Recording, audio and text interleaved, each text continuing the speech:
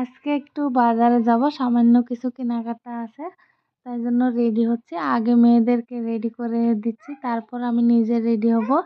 আর মেয়েদেরকে মানে বাজারে যাওয়ার আগেও তাদের বায়না, এটা পরবো না, সেটা, এটা দিয়ে দাও, ওটা দিয়ে দাও।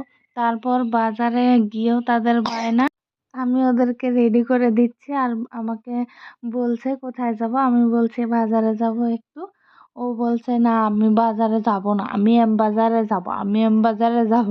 আমাকে এরকম করে বলছে। আমি কিন্তু বলছে হ্যাঁ যাব যাব, কিন্তু আমি আজকে এম বাজারে যাব না। তার কারণ এই মেয়ে দুটোকে নিয়ে আমি যখন একা একা এম বাজারে যাই, তো আমি কি বলবো, এত আমাকে জ্বালায়, এটা এনে দে, সেটা এনে দে। মানে আমি ওদেরকে নিয়ে এম বাজারে একা যাই না। তো ওর পাপা যখন যায়, তো ওর পাপার সঙ্গে একসঙ্গে যাই এম বাজারে, একা একা আমি যাই না। তো এই তো সবাই মিলে রেডি হয়েছি, এখন যাব। তো প্রথম প্রথম ভয়েস দিয়ে ভিডিও করছি, জানি না কিরকম লাগছে আপনাদের। তো ভালো লাগলে লাইক করে দেবেন আর কমেন্ট করে জানাবেন অবশ্যই। তো এই তো এখন আমি দরজাটা লাগিয়ে দিলাম। ও আমাকে রেখে তারা আগেই চলে এসেছে। এই তো গাড়ির মধ্যে আমার জন্য ওয়েট করে আসছিল।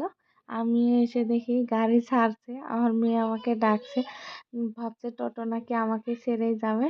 তো এই তো টোটোতে আমি উঠে পড়লাম।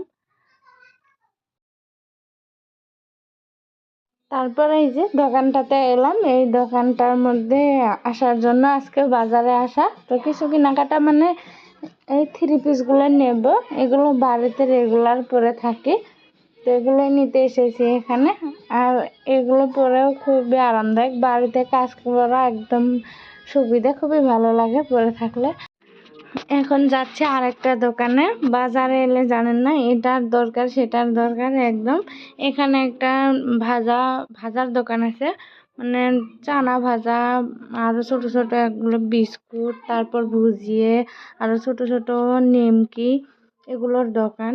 ওই দোকানটা মানে খোলা বিক্রি করে, কিন্তু খেতে খুবই টেস্টি।